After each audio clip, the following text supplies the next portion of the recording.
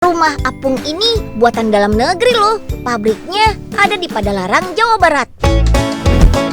Keistimewaan rumah apung terletak dari bahan pembuatan pipa yang digunakan, yaitu berasal dari HDPE, High Density Polyethylene. Bahan plastik yang ramah lingkungan ini dikenal memiliki daya tahan kuat terhadap benturan atau tekanan.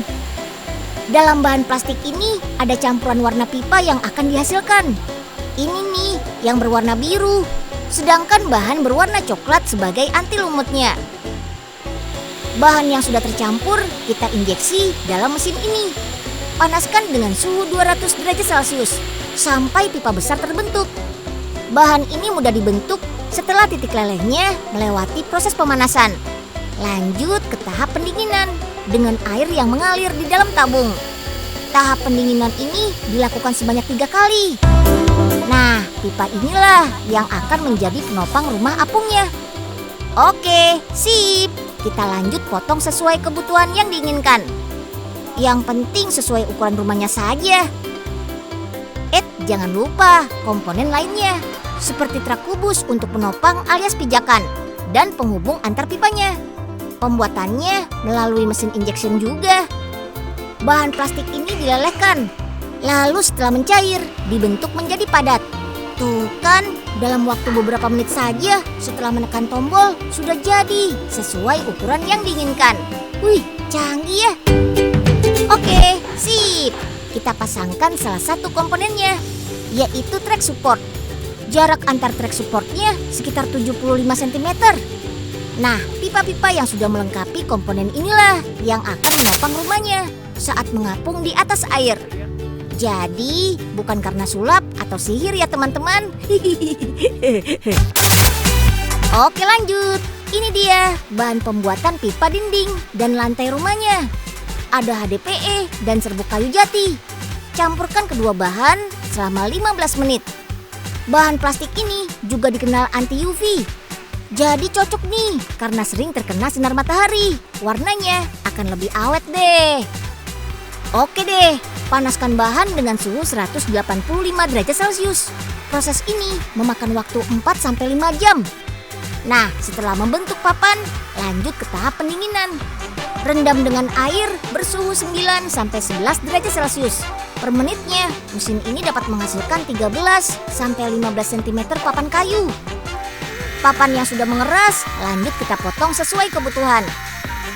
Biasanya sih 3-6-12 meter panjangnya.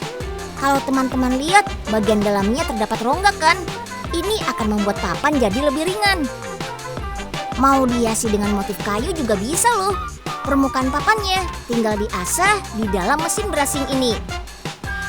Oh iya, papan untuk dinding dan lantai hanya berbeda ketebalannya saja. Lantai sekitar 4 cm, sedangkan dinding sekitar 2 cm.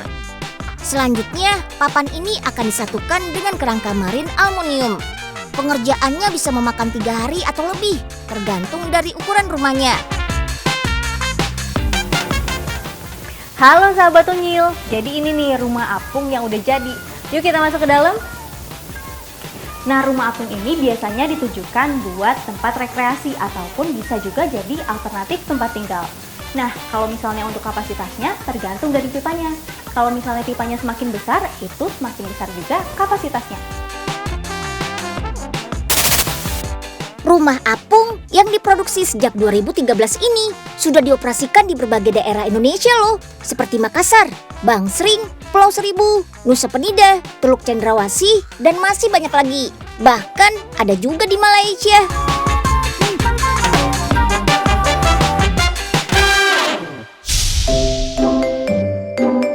Sebelum Profesor bikin yang bisa ngapung di air, nih Profesor bikin teknologi yang bisa bikin ngapung di udara, Nyil.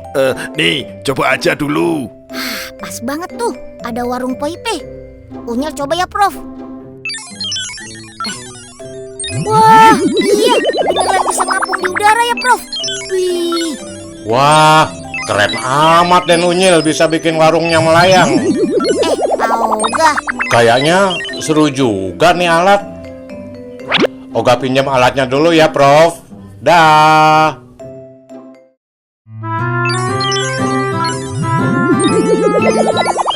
Loh, kok jadi nyangkut?